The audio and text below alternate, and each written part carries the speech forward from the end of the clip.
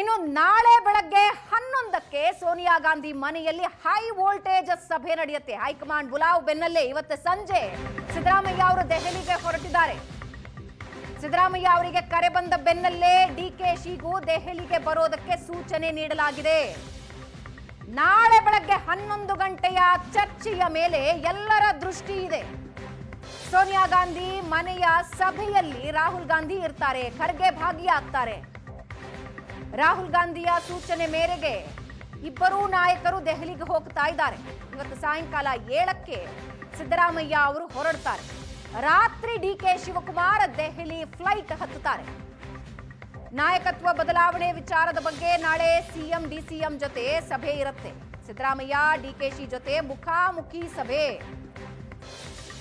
ವರಿಷ್ಠರು ಚರ್ಚೆ ಮಾಡ್ತಾರೆ. ಸಂಪುಟ ಪುನರ್ರಚನೆ, ರಾಜ್ಯಸಭೆ, ಪರಿಷತ್ ಅಭ್ಯರ್ಥಿಗಳ ಬಗ್ಗೆಯೂ ಚರ್ಚೆಯಾಗುತ್ತೆ.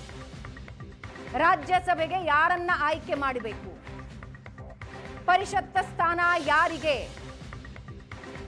ಸಂಪುಟ ಪುನರ್ರಚನೆಯ ಒತ್ತಡ ಇದೆ. ಹಿರಿಯ ಶಾಸಕರು ನಮಗೊಂದು ಅವಕಾಶ ಕೊಡಿ ಅಂತಿದ್ದಾರೆ. ಈ ಎಲ್ಲದರ ಬಗ್ಗೆ ದೆಹಲಿ ಅಂಗಳದಲ್ಲಿ ಸೋನಿಯಾ ಗಾಂಧಿ ಅವರ ನಿವಾಸದಲ್ಲಿ 1-to-1 ಚರ್ಚೆನೂ ಆಗತ್ತೆ, ಮುಖಾಮುಖಿ ಚರ್ಚೆನೂ ಆಗತ್ತೆ.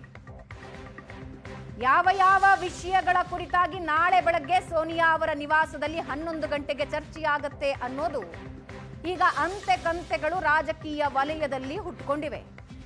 ಒಂದು ಕ್ಲಾರಿಟಿ ಬೆಳಗ್ಗೆ 11 ಗಂಟೆಯ ಸಭೆಯ ನಂತರ ಸಿಗುತ್ತೆ. ಅಲ್ಲಿಯವರೆಗೆ ಅಂತೆ ಕಂತೆಯ ಸುದ್ದಿಯೇ ಇರುತ್ತೆ.